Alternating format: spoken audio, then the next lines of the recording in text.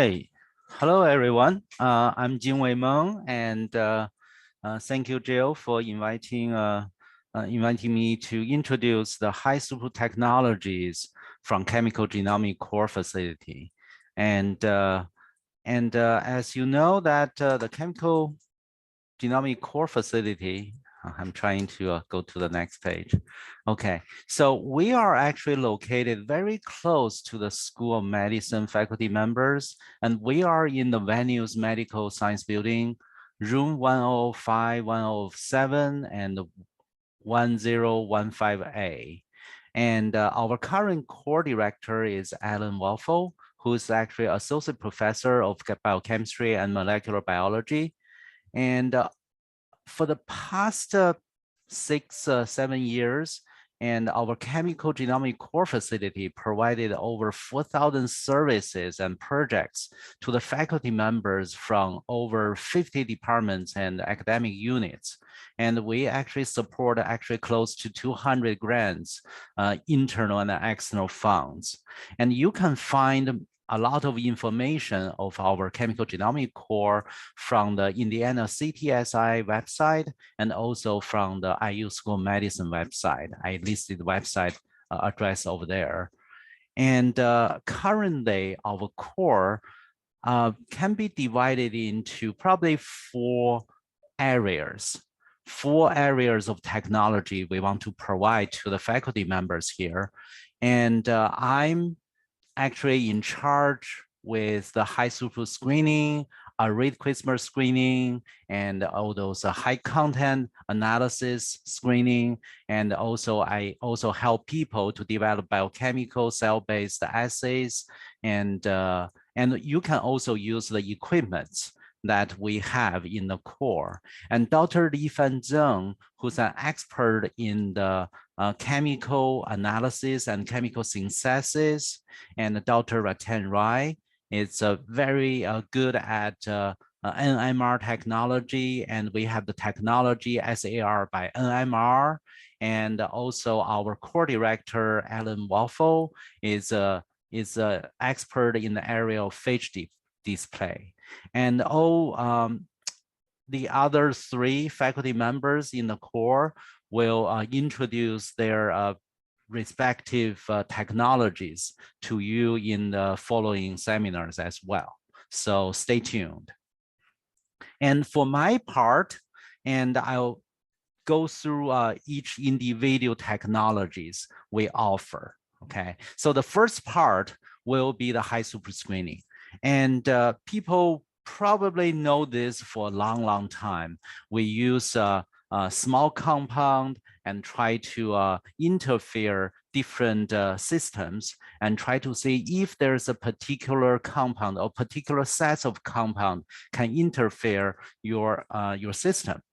And currently, our core carries 227,000 compound libraries.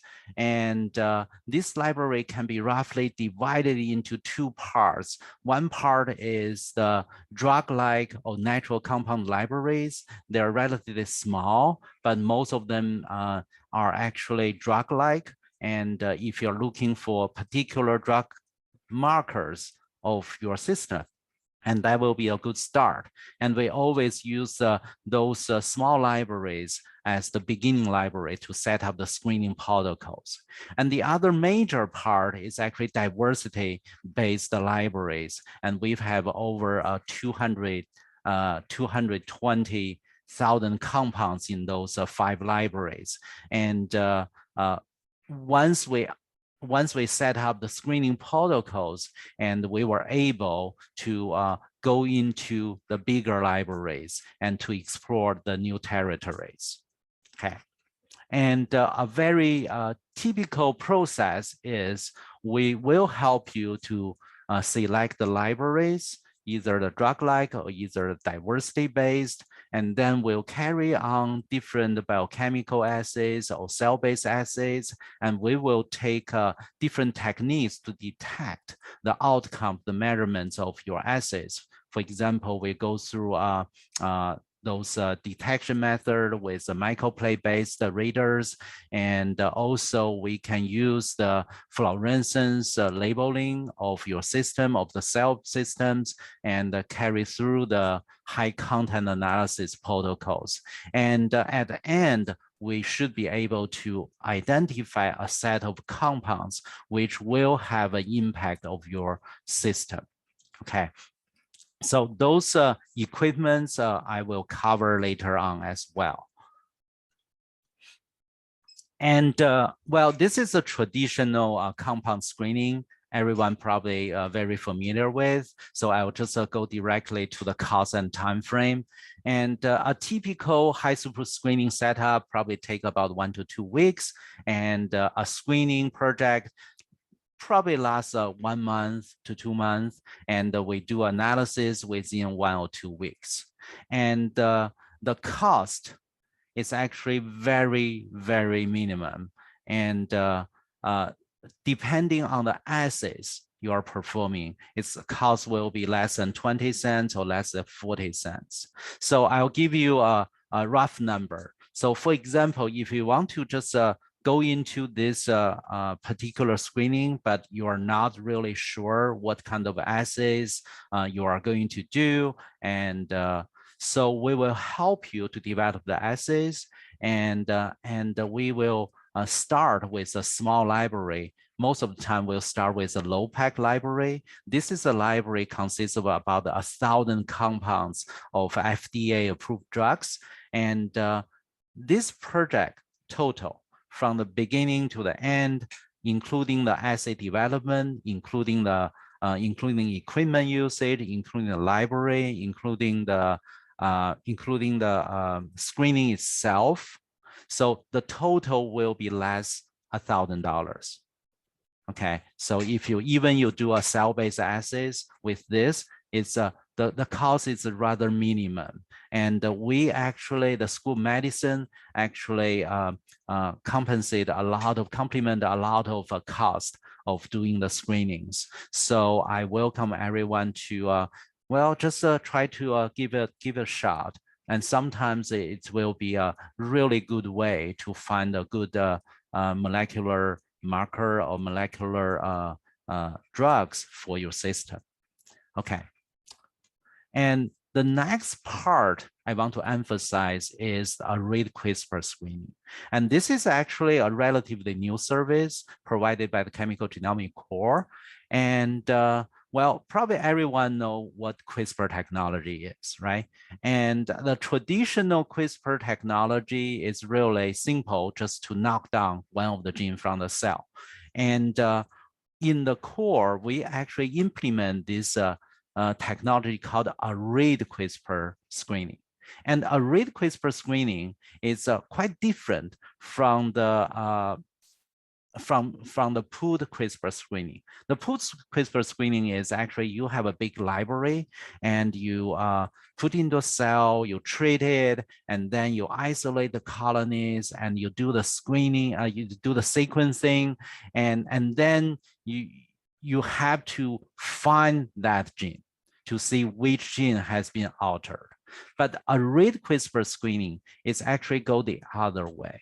The design of the read CRISPR screening is actually, we only put one sgRNA, or cRNA, trace RNA complex in one single well.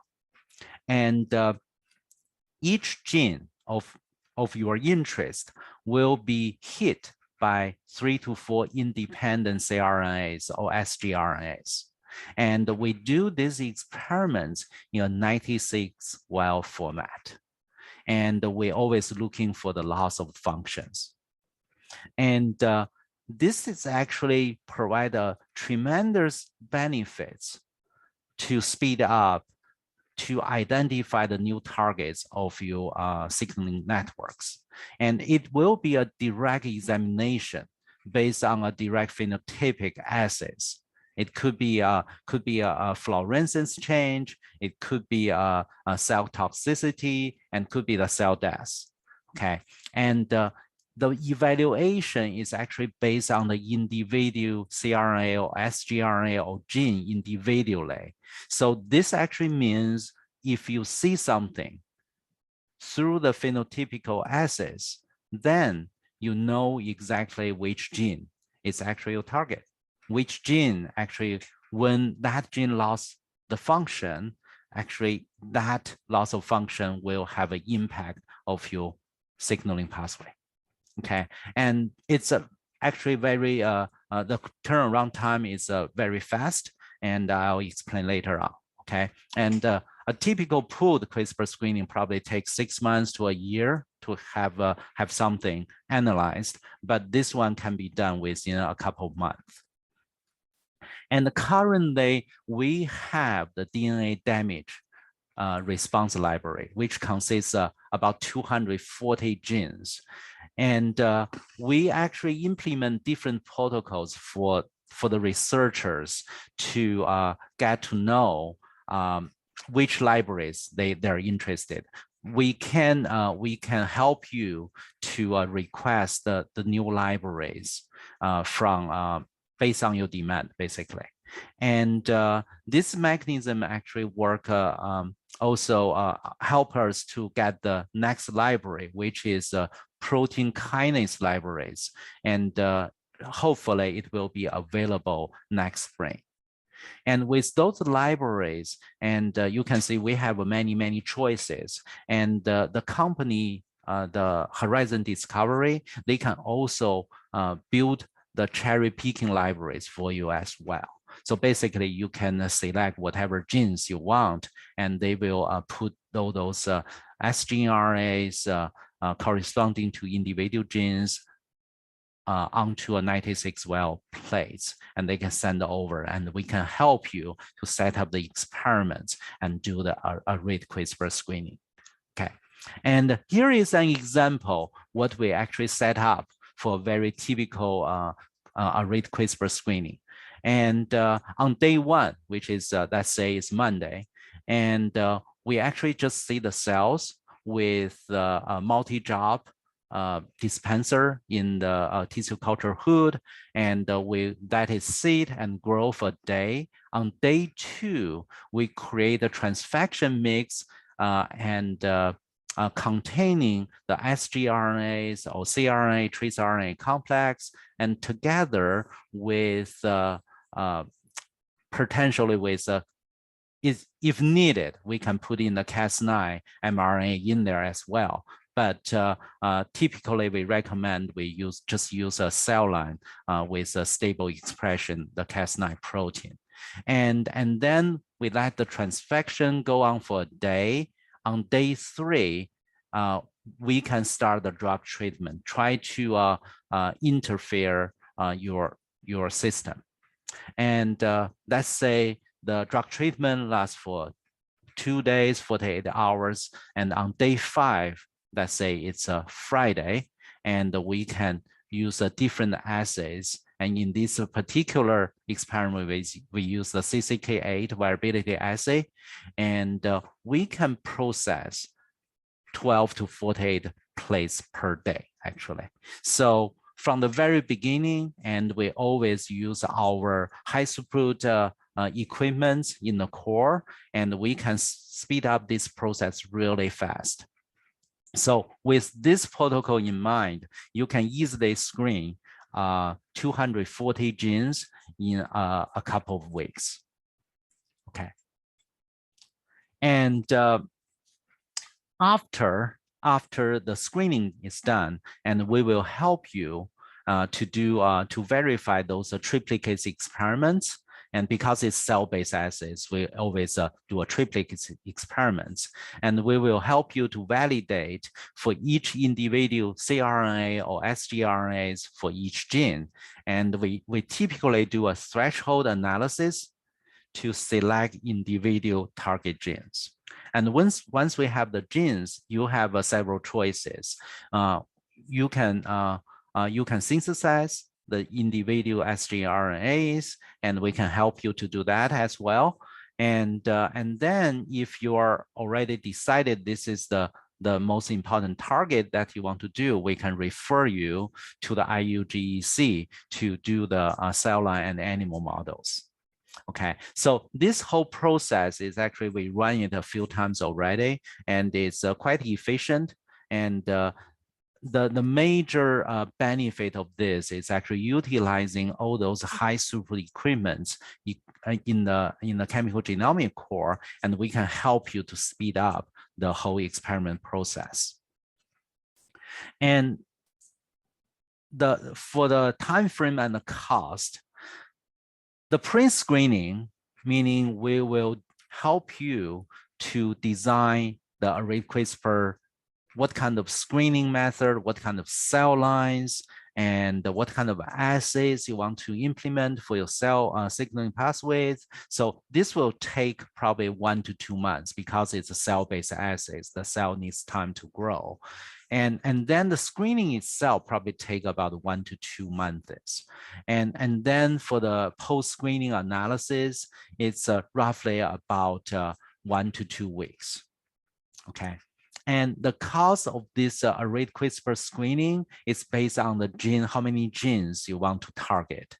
And let's say for DNA damage response library, which consists about 240 genes, and that will be roughly about, including the pre-screening setup with assay development, we actually expect roughly the whole project will be about $3,000 to $3,500. So it's with that much of money, you actually hit many of the genes in the system of your interest.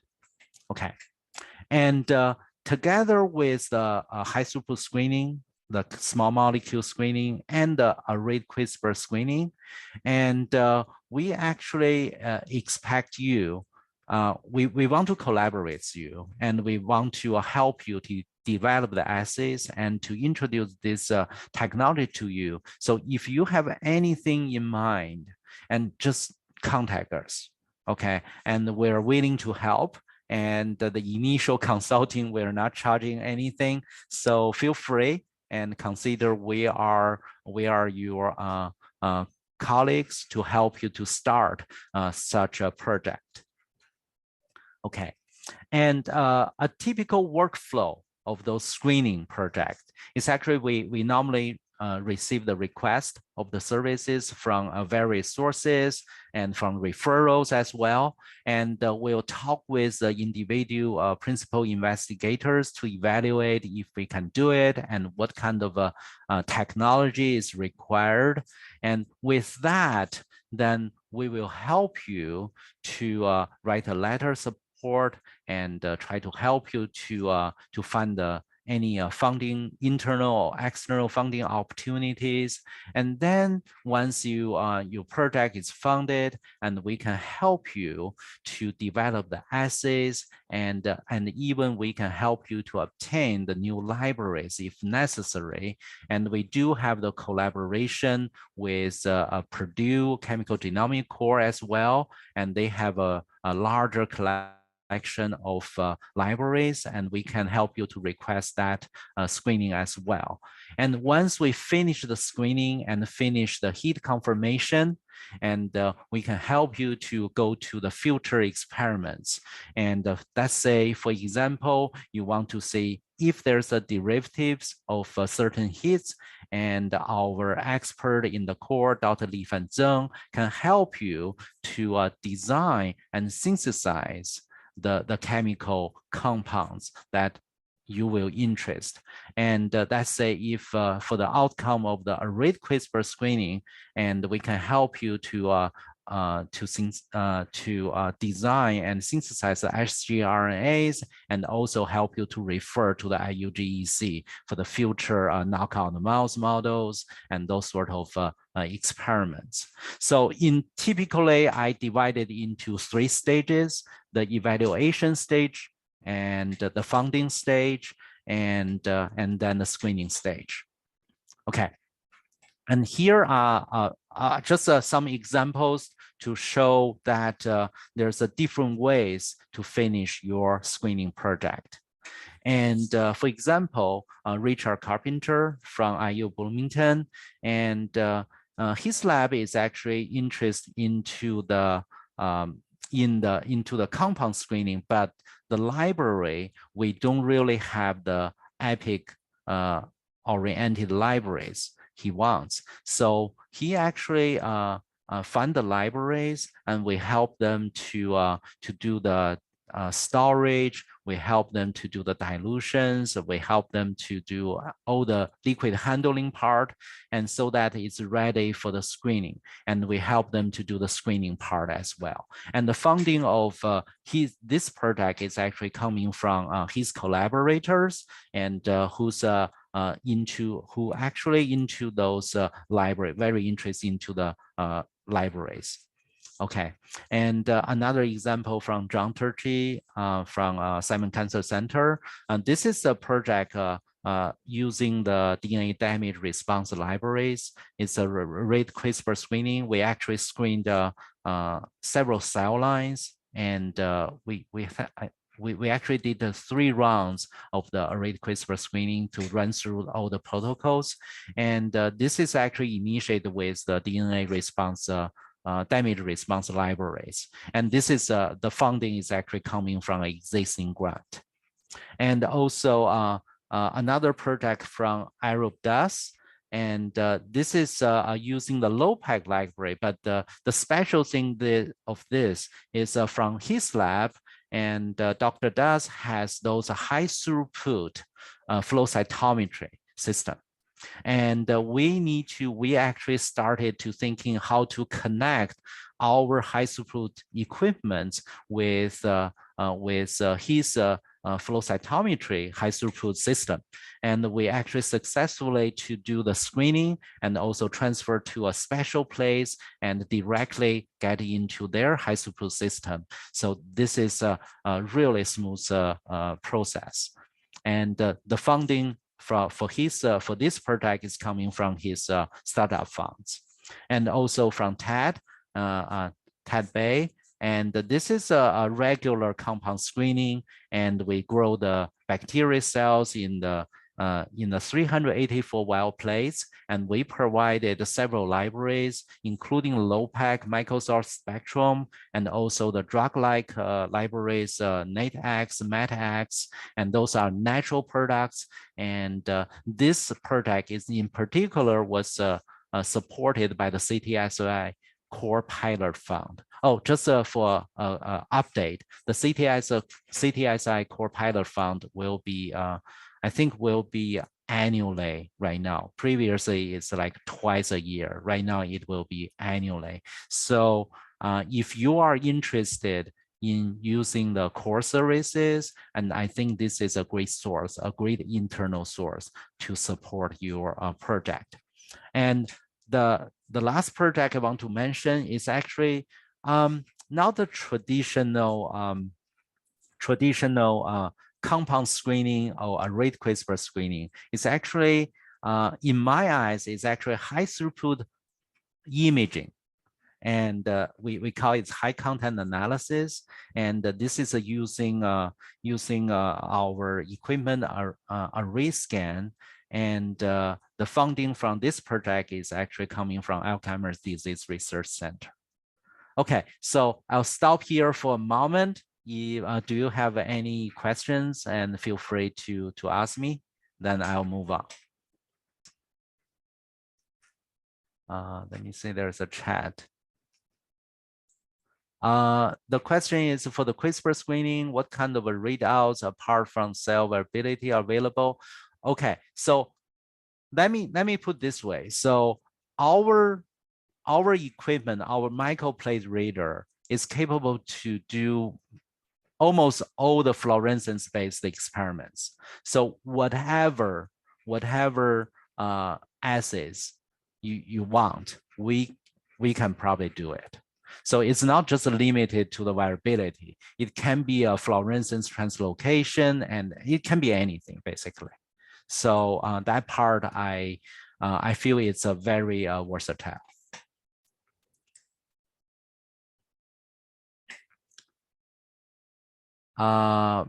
So the question here is how many sgRNA are required per gene? Okay, so for the screening project, we typically the company typically provides 3 to 4 sgRNA per gene. And we normally do a triplicate experiments for individual sgRNA. So in the case of DNA damage library, DNA damage response libraries, we have 4 sgRNAs in individual wells, and we do a triplicate. So that actually means for our setup experiments, it's actually individual genes will be hit 12 times, 4 times 3. And we will analyze the results to compare the triplicates and also compare individual sgRNAs per gene. So analysis will be based on a threshold analysis, and will determine which one is actually the one that you want. Okay. All right. Any other questions? And it's actually, well, think about this way. It's $10 per gene, and you are actually hit the gene 12 times. And think about that, that convenience. You actually extend your project significantly beyond just a few targets within of your interest, but rather you expand it to a system. And if you need the library information, I can just contact me, and I can definitely send that over to you.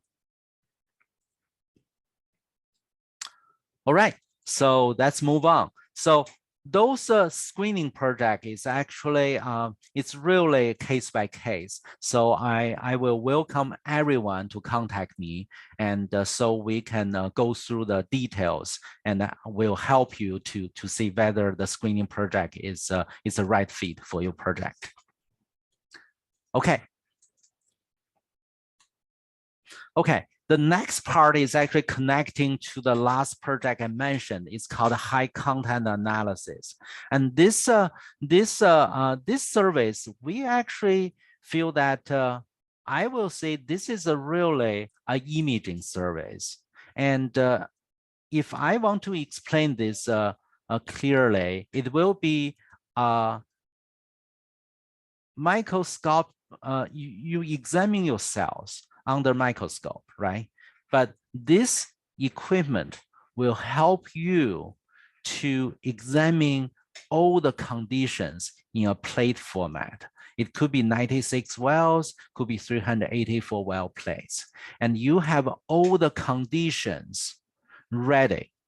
And you can do this scanning, high throughput scanning, imaging, and within very short time. Okay. And well, I don't want to go into the details of those technical capabilities of array scan, but let me just say, whatever you can observe through the microscope, fluorescence-based imaging, and this system can do it.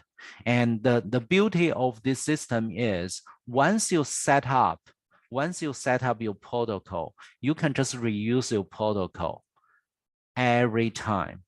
So a typical way right now is actually you can just bring your plates and you put into the system and you walk away after an hour, and you come in, you open the software, and everything is already there.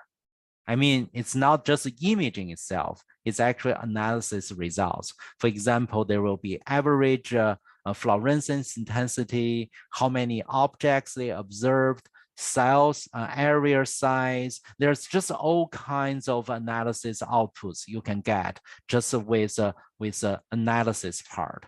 So this system, it can be just done, just the imaging part. It's very easy to do, but the most powerful tool of this equipment can provide is actually analysis part. Okay, so let me give you a few examples here. Okay, so this is this is a very typical NF kappa B translocation by the IL-1 alpha. And you treat the cells, and you can see that the fluorescence actually moving from the cytosol and being stimulated, moving into the nucleus. And this transaction, well, a typical imaging software, maybe ImageJ, and you can just say, I'm going to draw an area, I'm going to identify the intensity, I'm going to count. Okay, so now you can bypass all those, because once you calibrate your experiments with your cell lines and with reading protocols, and you are capable to get the results. For example, what's the size of the cell? What is the fluorescence intensity within the cell? And it's not just within the cell, it can be limited into within your nuclei. So after the scanning, the system will process all those information and give you those what you really want. What's the original fluorescence in the cytosol? What's the original average fluorescence in the nuclei? And then after treatment, what is the fluorescence intensity right now in the nuclei and in the cytosol? So the system will automatically do that for you. It's very, very convenient.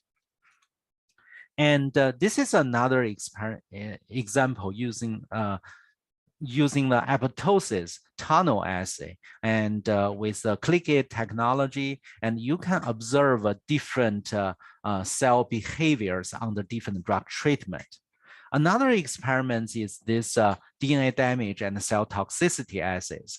And this one will actually go into looking for the cells, looking for the dead cells, and they're trying to see what's the average fluorescence intensity, in this case, H2AX phosphorylation.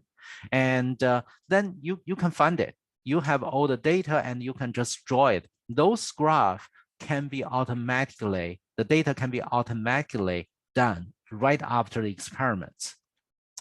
And this one in particular is a very special one because this array scan system actually equipped with a temperature controlled chamber and with a CO2 feed.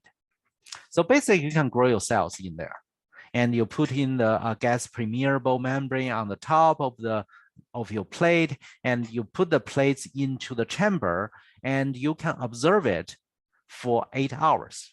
And during these 8 hours, and you can observe based on, for example, those, you can see the cells moving in a linear way to another position, and they will draw the path. But with the compound, and it just move around, but it's actually not moving a lot. And so they will give you all those data right after experiments. So you don't have to spend like many hours just to observe one individual field, but rather they do it for you. And think about this. This can be done in the 96-well formats, right?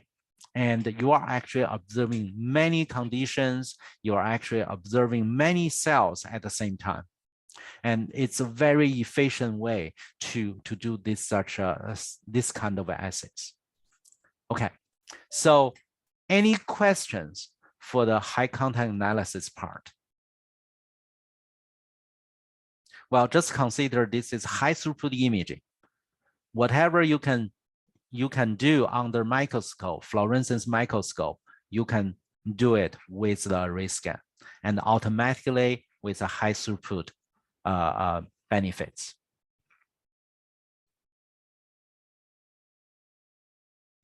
Okay, so let's move on to the next part. And the next part is actually the necessary, I just got a question, sorry. Can the HAC do cell aggregates, or is this restricted to mono layers? I think, yes, for the suspension cells, you can do that. That I'm sure. If you are talking about cell aggregates, you mean you are trying to decide the size of the aggregates, or the cell just grow naturally with the aggregates?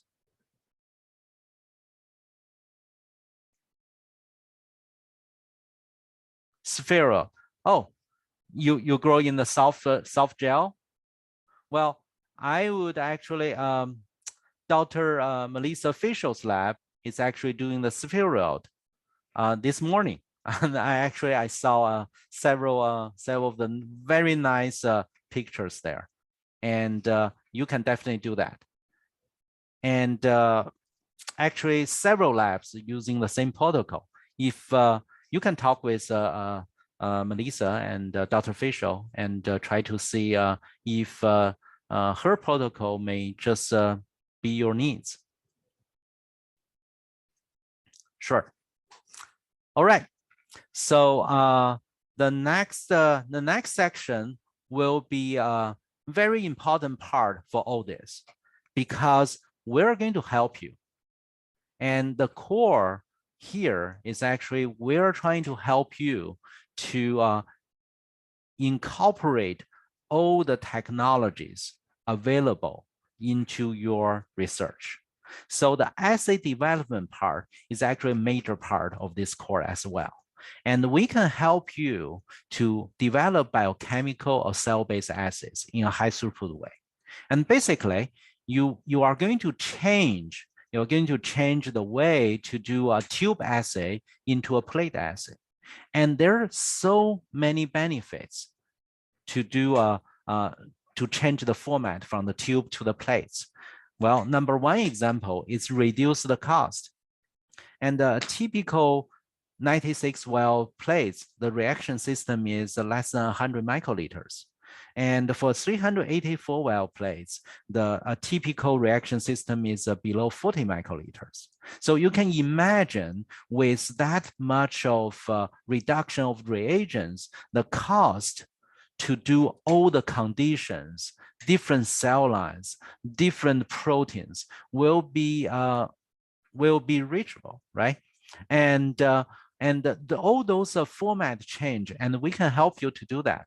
And we do have all kinds of the equipments that I'm going to introduce, and later on in the following slides that we can help you. You can use, okay? And the most important part is we'll help you to make it high throughput, to speed up your research. Okay, so here are just a few equipments I like to mention. Those are the equipment to handle the liquids. And we can handle the liquids like delivery from plates to another plates, from the drug plates to the assay plate, and we can go to the different dilutions, and all those will be computer programmable, and we can deliver the minimum of 0.25 microliter with the pin system. And then we can also deliver up to 200 microliters if you want to handle different volumes. And we actually help other labs to do storage, and we also help other labs to do maybe RT-PCR experiments, and we do the dispensation. And for the cell growth, and we have the cell dispenser, we have the washer, and it's so easy actually. And most of people, when they grow the cells, when you want to, oh, I want to replace the media. And a typical way that I normally do previously, well, you get a paper towel, you get the 384 well plates, you dump all the medias and carefully, and then you quickly add your media, right? But in the core, we can help you with the high throughput dispenser. It's actually, we can take the liquid at a certain volume and leave just enough to keep the cell survive, and we put in the fresh media.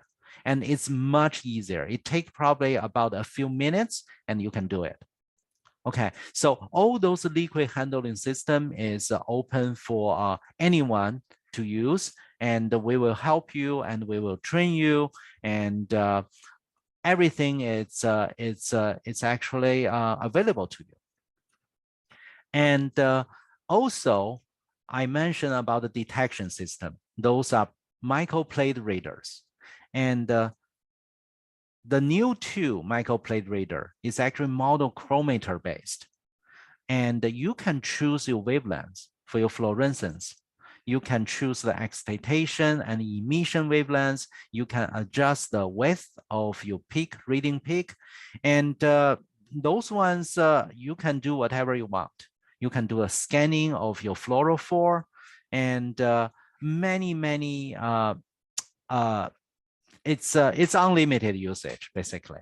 And this Neuro 2 also equipped with the dual ejectors. So if you want to do a kinetic studies, and this is you can add and read, and then you add another component, you can continue to read.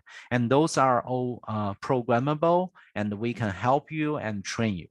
Okay, the one on the right is the invasion microplate reader. And this one is actually filter based. And we have roughly about 40 filters of the emission and excitation filters. And well, basically, I never see any fluorescence based experiment we cannot do.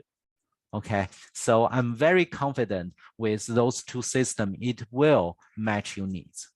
Okay. The last equipment I want to introduce is actually Oryx 4 crystallization robot. Okay. So a lot of people actually feel that doing the crystallization is actually very tedious, and you have to do a very tiny small amount, several microliters, and then you do the hiding job, and then it probably take a day, half day to do some maybe 40 proteins, something like that. But with this Oryx crystallization robot, everything is automatically done. And the beauty of this one is you can use a very small amount.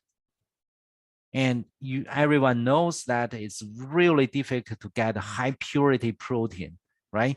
And if you can limit that usage to a small amount, in this case, you can use at as little as 100 nanoliter, 0.1 microliter for the screening.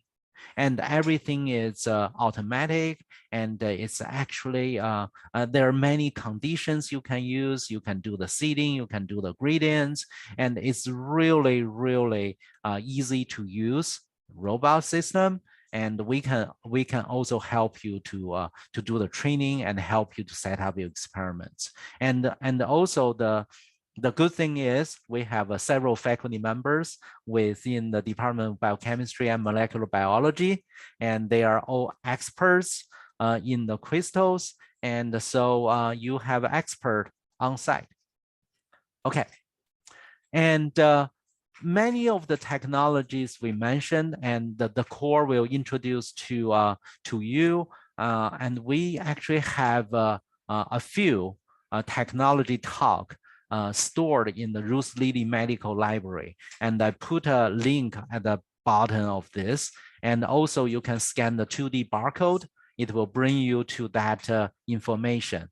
And within that collection, I actually introduced array CRISPR screening, and Raten actually introduced about SAR by NMR, and Alan actually introduced the phage display. So you can go in there and take a look if you are not familiar with those technologies. Okay, the last part is the contact, and we are really welcome everyone to contact us. And for the general core business, for collaborations, you can contact our core director, Alan Waffle. And for the screening, and technology, anything biology related, you can talk to me. And for molecular synthesis analysis, contact Dr. Li Fan Zheng, and SAR by NMR, contact Ratan Rai. And for the phage display technology, you can contact Alan Wolfo. Okay, and let me do a screenshot, and I'll send this contact information in the chat. That's all for today from me. And if you have any questions, please ask. I have a question while we're waiting. Jingwei, can people, if they're doing a cell culture study in a, let's say a 96 well plate or several plates, and they want to use your robot to change the media, can they actually grow their cells in your incubator, or do they need to transport them back and forth from their laboratory? Yeah, we have 2 incubators, and one is capped at 37, the other at 27. So you can definitely grow the cells here, and I think we charge a fee, but rather minimum. It's like $20 or something. You can put the cells there. Great. I think there's another question in the chat. Does the core have a glycan microarray technique? No, we don't have that.